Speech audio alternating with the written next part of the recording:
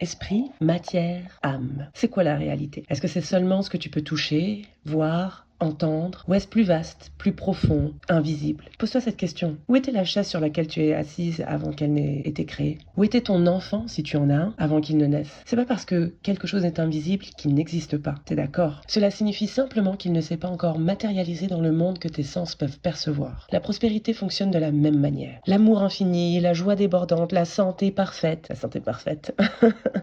Même la richesse matérielle que tu désires. Si tu ne les vis pas encore, cela ne veut pas dire qu'ils ne sont pas là, prêts pour toi. Nous vivons d'abord à un niveau physique. On voit des objets, on voit des formes, ce qu'on appelle la matière, et c'est là que tout commence pour nous. Certains regardent cette matière et voient l'abondance. D'autres y projettent le manque, souvent influencés par ce qu'ils ont appris ou cru dans le passé. La vérité, c'est que la matière, elle est malléable. Elle change en fonction de ce qui se passe en nous. Ce que tu penses, ce que tu ressens, ce en quoi tu crois profondément transforme ta réalité. Ce que je vois, c'est pas la même chose que toi. Même le rouge n'a pas le même ton ou la même vivacité quand il arrive à mon cerveau ou au tien. Et ça ne s'arrête pas là. Au-delà du physique et du mental, il y a ton essence. Ce niveau spirituel qui est la source de ton énergie, de ton pouvoir créatif, de ta connexion au tout. C'est là que réside ton potentiel illimité. Celui qui te permet de créer des miracles. Tu sais, toutes ces coïncidences, toutes ces chances dont on parle. Regarde le monde extérieur. Ce que tu crois être objectif n'est qu'une interprétation personnelle. Ton regard, tes pensées, tes croyances façonnent tout. J'en parle beaucoup en coaching de ça d'ailleurs. Ce que tu vis au jour le jour découle directement de là où tu portes ton attention, de ce que tu attends de la vie, consciemment ou non. Et tu es un être